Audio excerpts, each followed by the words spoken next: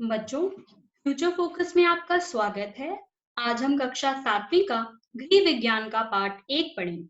आशा है कि आप सभी को अच्छे से समझ आएगा। तो शुरू करते हैं। पाठ 1, संतुलित भोजन। तो कार्यों के आधार पर पहला हमारा विषय है कार्यों के आधार पर। कार्यों के आधार पर पोषक तत्वों को मुख्यतः 3 श्रेणी में बांटा गया है। पहली श्रेणी है ऊर्जा प्राप्त करने वाले, दूसरी श्रेणी है वृद्धि करने वाले, तीसरी श्रेणी है सुरक्षा करने वाले। ऊर्जा प्रदान करने वाले तत्व हैं हमारे अनाज, तिलहन, गुड़, चीनी, घी, तेल आदि। इनसे हमें कार्बोहाइड्रेट एवं वसा प्राप्त होते हैं, तो हम इनको ऊर्जादाता भी कहते हैं। वृद्धि करने वाले अंडे, मांस, मछली, दालें, फलियां, मूंगफली, दूध व दूध से बने पदार्थों से प्राप्त होते हैं। इनमें प्रोटीन अधिक मात्रा में प्राप्त होता है, तो इनको हम वृद्धि कारक तत्व भी कहते हैं।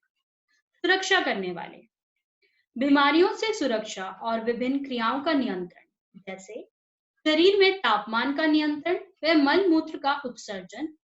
यह कार्य विटामिन, खनिज लवण व जल द्वारा संपादित किए जाते हैं। ये फलों तथा सब्जियों से प्राप्त होता है। इन्हें सुरक्षात्मक तत्व कहते हैं।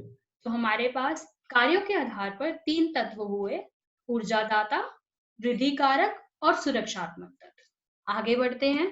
हमारा दूसरा विषय है खाद्य समूह। खाद्य समूह में हमारा पहला पदार्थ आता है अनाज। गेहूं, चावल, रागी, जौ, बाजरा आदि। इनसे पर्याप्त मात्रा में हमें क्या मिलता है? कार्बोहाइड्रेट और रेशे प्राप्त होते हैं। इनमें प्रोटीन, विटामिन बी समूह तथा लौह तत्व भी प्रचुर मात्रा में प्राप्त होते हैं। आगे बढ़ते हैं। दूसरा हमारा खाद्य समूह का पदार्थ आता है दालें और फलियां। मूंग, मसूर, अरहर, चना, सोयाबीन आदि। इनका प्रयोग साबुत दालों को अंकुरित करके भी खाया जाता है। दालों से मुख्यतः तौर पर प्रोटीन प्राप्त होता है। विटामिन बी समूह, कैल्शियम तथा लौह तत्व भी प्रचुर मात्रा में प्राप्त होते हैं। आगे बढ़ते हैं। तीसरा हमारा पदार्थ आता है फल एवं सब्जियां। सब्जियों में हमारे पास 2 तरीके की सब्जियां होती हैं। एक होती है हरी पत्तेदार सब्जियां और दूसरी होती है जमीन के नीचे उगने वाली। हरी पत्तेदार सब्जियों में पालक, सरसों, बथुआ, चौला, मेथी, पुदीना आदि आते हैं।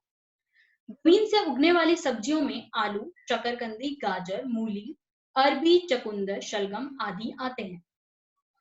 हरी पत्तेदार सब्जियों से हमें विटामिन सी, कैल्शियम और लौह तत्व भी काफी मात्रा में प्राप्त होते हैं। जमीन से नीचे उगने वाली सब्जियों से हमें कार्बोहाइड्रेट अच्छी मात्रा में प्राप्त होता है। आगे बढ़ते हैं। अब हमारा आता है एक पदार्थ फल। प्रकृति ने हमें बहुत से मीठे व रसीले फल दिए हैं, जो पेड़ पौधों से प्राप्त होते हैं। मौसम के अनुसार फलों का सेवन अवश्य करना चाहिए। फलों से हमें विभिन्न विटामिन और खनिज लवण मिलते हैं। खट्टे फल जैसे कीनू, संतरा, मौसमी, नींबू, आंवला आदि से हमें विटामिन सी काफी मात्रा में प्राप्त होता है। पपीता, आम, अनार आदि विटामिन ए के मुख्य स्रोत हैं। केवल केले व अनार में लौह तत्व मौजूद होता है। आगे बढ़ते हैं। हमारा अगला पदार्थ आता है सूखे मेवे। इनका सेवन शरीर के लिए गुणकारी होता है। बादाम, काजू, किशमिश, अखरोट, अंजीर, मूंगफली, पिस्ता आदि। कैल्शियम, लौह तत्व, रेशे एवं वसा की मात्रा अधिक होती है। तो सूखे मेवे में कैल्शियम, लौह तत्व, रेशे एवं वसा की मात्रा अधिक होती है। आगे बढ़ते हैं।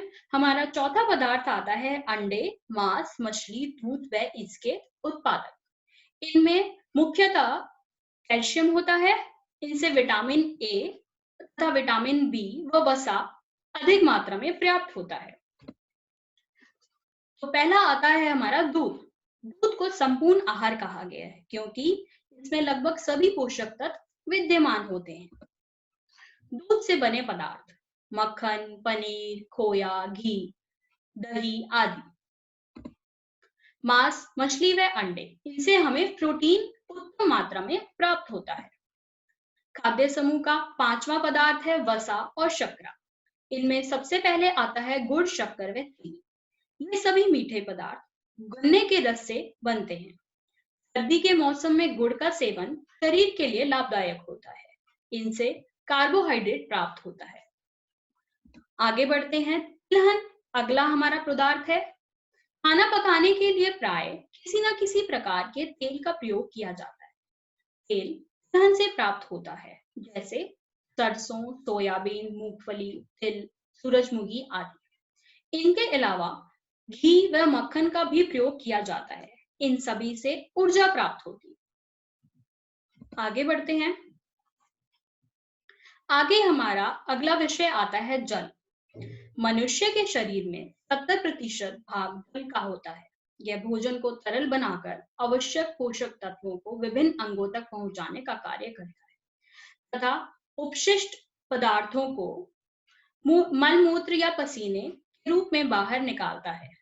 जल शरीर को तरल बनाए रखने के लिए आवश्यक है। एक सामान्य व्यक्ति को प्रतिदिन 10-12 गिलास जल अवश्य पीना चाहिए। अगला हमारा विषय आता है भोजन पिरामिड। शरीर को स्वस्थ रखने और सुचारू रूप से कार्य करने के लिए संतुलित भोजन की आवश्यकता होती है। पिरामिड में स्पष्ट है कि शीर्ष पर दर्शाए गए खाद्य पदार्थों को निचले भाग में दर्शाए गए खाद्य पदार्थों की तुलना में कम खाना चाहिए। जैसे वसा, तेल, चीनी और नमक कम मात्रा में खाना चाहिए। चावल या इससे जुड़े पदार्थ पूरे दिन में 5 से 7 बार खाने चाहिए।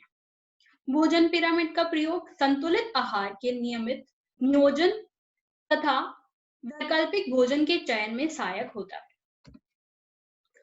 अगला हमारा विषय आता है खाने संबंधित अच्छी बातें।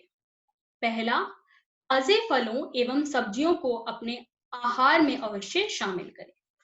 दूसरा, दूध व दूध से बने पदार्थों का प्रयोग करें। तीसरा, जहां तक संभव हो साबुत अनाज व दालों से बने पदार्थ ही खाएं। चौथा,